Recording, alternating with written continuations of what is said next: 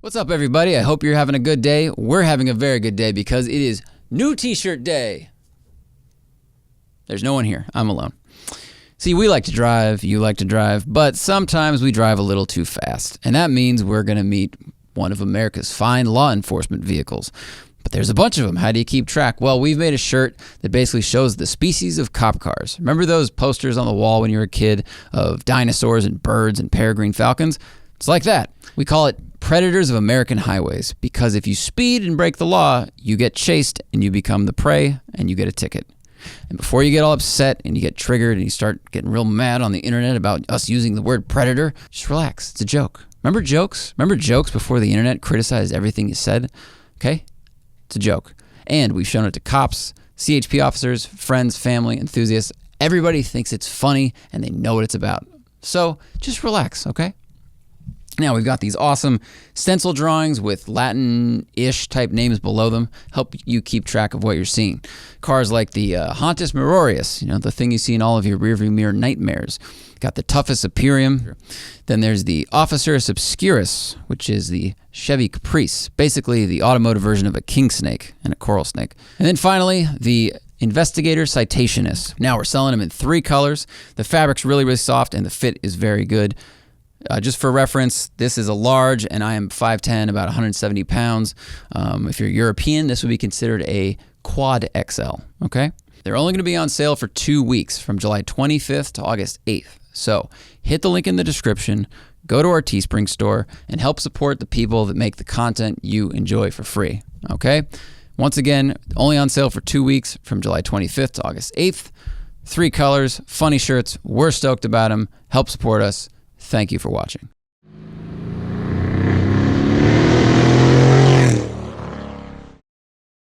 Good morning, everybody, and welcome to a very warm day in the canyons. It's currently indicated 93 degrees outside. It feels like it too. This is Chris. Thank you very much for driving up. Thanks for having me. Chris has brought us something I haven't driven in a long, long time, which is a Hyundai Genesis Coupe.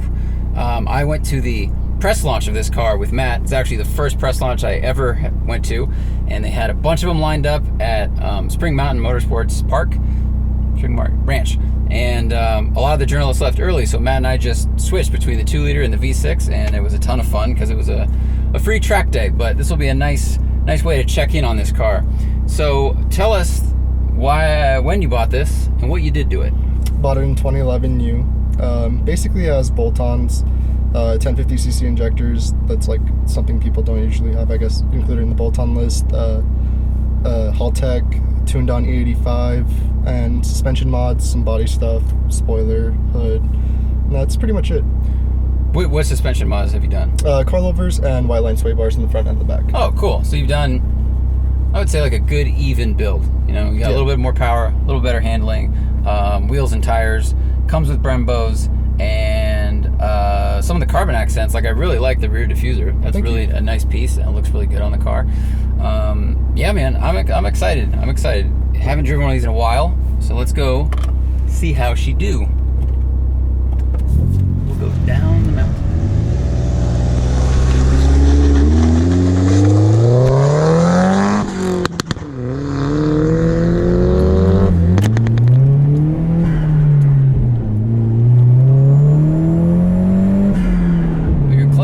Your clutch friction point is really low, which I like. Wow, the gearing seems really short. Yeah, it's pretty short. Alright, we got a little bit of wind noise. A little bit, sounds like squirrels are like chattering in my ear.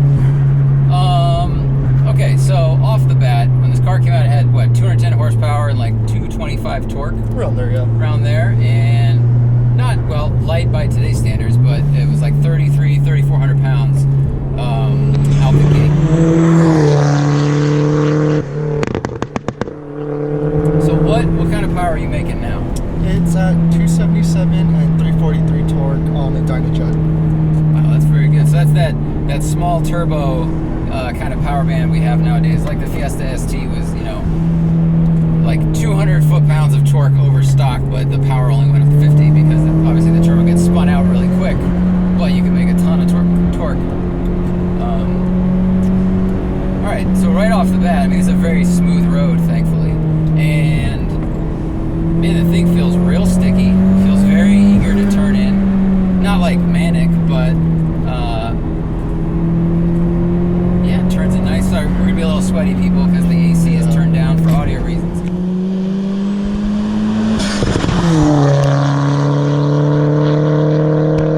Seems like it's got a lot of grip, but not a lot of feedback through the front wheel. It's a little vague, and it's light. It's quick. Pause for tunnel noise.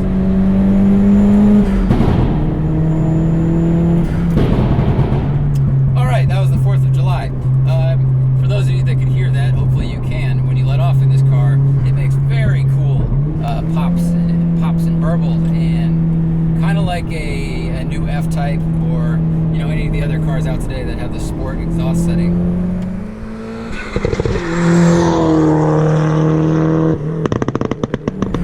It's fun. It's fun. Does it do anything? Does it make more power? No. Is that what life is about? No. All right, so back to steering. The steering rack speed is good. You know, I'm not having to turn the wheel too much, but I'm pretty surprised at how little feedback I'm getting through the wheel, considering you have, you know, a good alignment and suspension and everything. Let's see. Torque seems to start around $4,000. What's your power band on the dyno sheet? It dies pretty soon. But it kicks in pretty early? Yeah, it kicks in around like 3.5K, 3.6K. Ah, that's cool. That's kind of nice, because so many cars today, they make peak torque at like 1500 RPM with turbos, and you almost lose a little bit of that occasion and that anticipation of turbo boost hitting. I mean, I know that it's like we used to rant about lag, and then they improved it so much that now you don't really notice you're driving a turbo car. I don't know. I kind of miss it. It's nice to have like a build of power. The same way like an LS engine makes a ton of torque down low, but you can still feel it increasing in speed and power. Man, this thing ride is very good. Not a lot of bumps really to upset it, but it's got a few undulations in the road, and it settles real fast. Seems like it's a pretty stiff setup. West End alignment. They did all the alignment. What's that? West End did all the alignment on it. So. Oh, West End, yeah. They are, for people that don't know, they're basically the best alignment shop in Los Angeles. They usually have a wait of like a month or two to get your car in. And do they do that thing where they say, hey, what do you do with the car? You know, Yep. What are your intentions? That's awesome. What are your intentions with my daughter, Chris? Basically daily this every day to school from Burbank to downtown LA. So daily, and then occasionally canyons is what I want to do with it for now. Then maybe if I pick up a second car, I would really like to learn how to drift. So maybe turn this into a drift car. Yes. I think Odie. This isn't a very good turn. I think Odie Bakchi's runs a Genesis in FD this year, and it hasn't been a popular choice. I'm not sure why. Like, it's got a good wheelbase, and you know, like, you can make power with it, or you can just drop an LS in, because the people that do FD know how to put an LS engine in anything. It's IRS, right? So let's see, we're gonna make a U-turn here. I think these would be really fun. I hope. And you know, they're a good deal on the used market. When I drove them at the track that day, I remember preferring the V6, but it was only because the V6 made 300 horsepower and the 2-liter at the time only made 200. But you have solved that problem. Yeah. It's got the good turbo sound, right?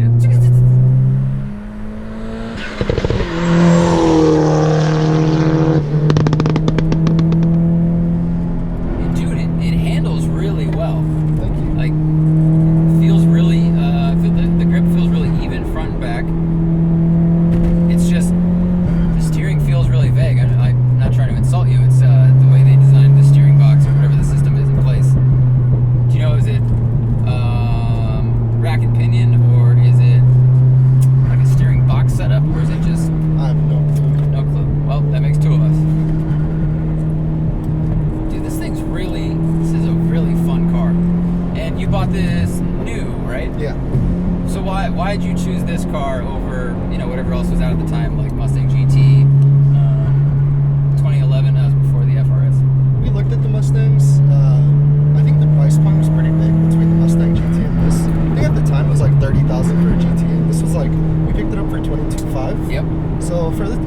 choice. There wasn't the FRS or the BRZ at the time, so it was a pretty clear choice for the new market. And my dad wanted to get a new car; he didn't want to get a used car. So that makes a lot of sense. Yeah, so it served you well. By the way, your brake pedal feel is great. It's really nice. Like it bites. Yeah, it bites very early, and feel the progressive pressure. Wow, I'm not used to your short gearing. My car has much taller gearing than this, but this makes it way more fun.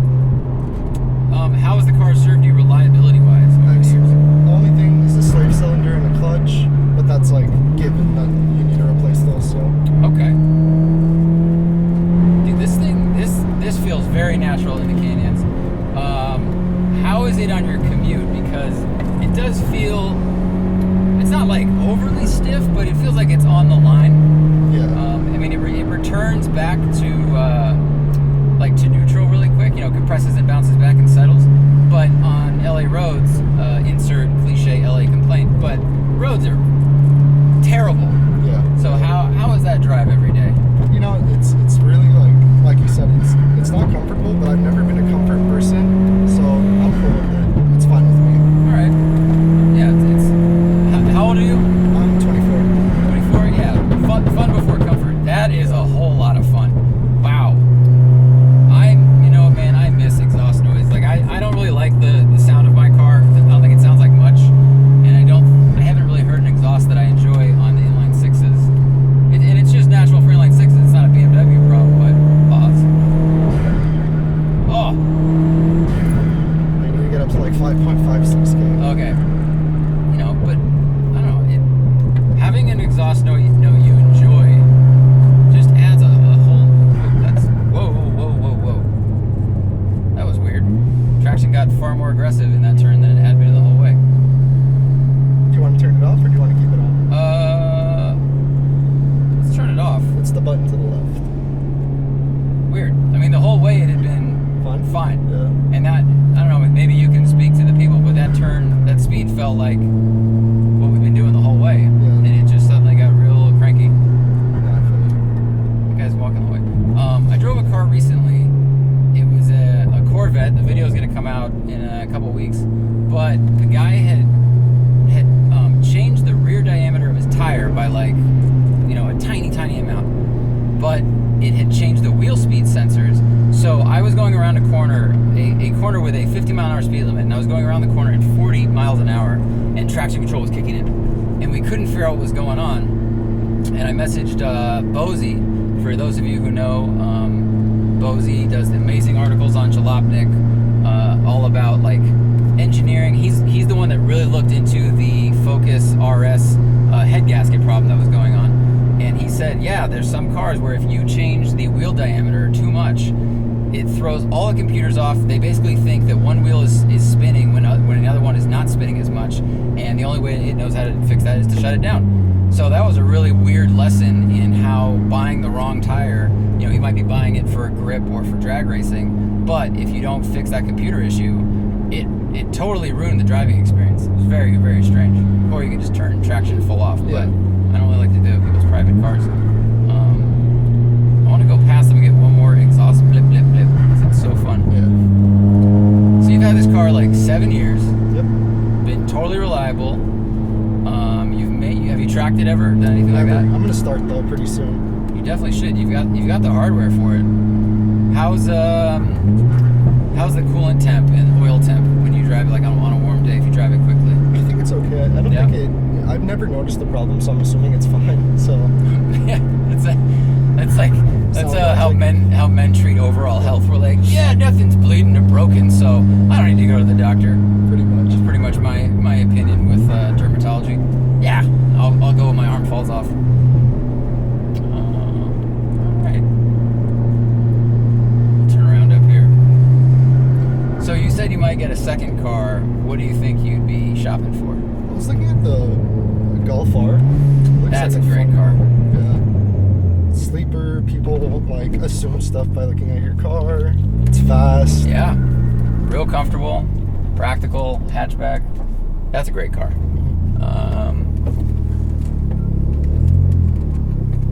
It's a good all-rounder. And plus, in LA, having an automatic is very nice. especially with the size of your commute. For people that, you know, that's like an hour at least. That's all right. But you'll lose that if you get a Golf R. You won't be able to sit in traffic, and that's, you can just do that instead of honking the horn at somebody if you're trying to get in.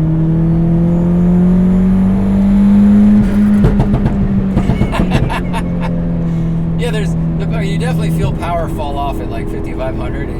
It stops accelerating kind of, but you let off and you get to have that, so that's pretty good. All right.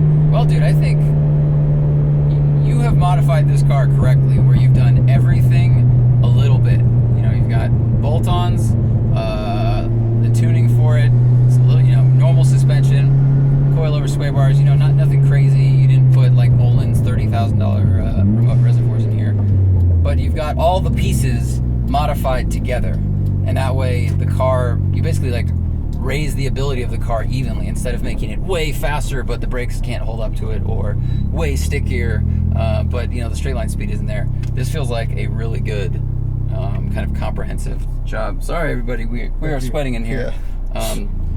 This was really fun. I have wondered about these cars since I drove them like years and years and years ago, and it feels super solid. There's no wiggles or squeaks in here at all.